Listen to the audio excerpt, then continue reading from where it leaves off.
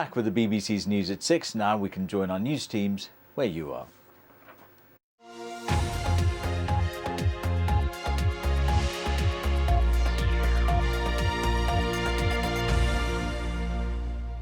Good afternoon. A woman's been charged with murder following the death of a man in Cheadle on Tuesday.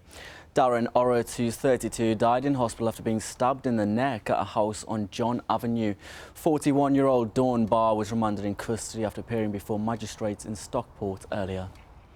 Police and crime commissioners across the region officially take up their roles today. Cheshire's commissioner was sworn in last night. He took just over 36% of the vote last week. John Dwyer is a former assistant chief constable. He says he realises just how big his new job is. We've got about 10 weeks or so to prepare the budget for next year. So that's a really tight timescale to operate in. But I'm also going around meeting all the staff and looking at the processes and systems and all those sorts of things. So it really is a hectic time at this beginning of the term. 12 Alsatian dogs, including 8 puppies, have died at a farm in Haywood near Rochdale. The fire broke out in a barn used for breeding the animals at Holly Holding Farm in Birch. More than 20 firefighters tackled the blaze. Controversial plans to move Manchester's War Memorial could be given the go-ahead later. The City Council wants to move the cenotaph from St Peter's Square to an area near the Peace Gardens to make way for a second tram line. English Heritage and the War Memorials Trust have opposed the plans.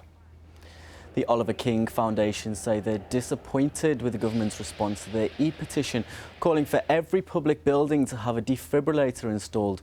The government say ambulance trusts are responsible for running the national scheme. Oliver King from Wavertree died of a cardiac arrest during a swimming lesson last year. A new smartphone app's been launched for those who want to learn Manx. Just a few years ago, the Isle of Man language was declared endangered by UNESCO. It's hoped the technology will introduce it to a whole new audience. Always getting interest from throughout the world about the language. Hopefully it's both an app people who are learning Manx will find interesting and people who don't know much about Manx will find interesting. Here's a look at the weather. The rain and strong winds should subside tonight with lows of 4 degrees.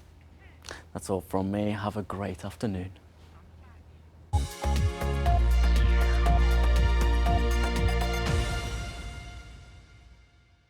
Is to create a themed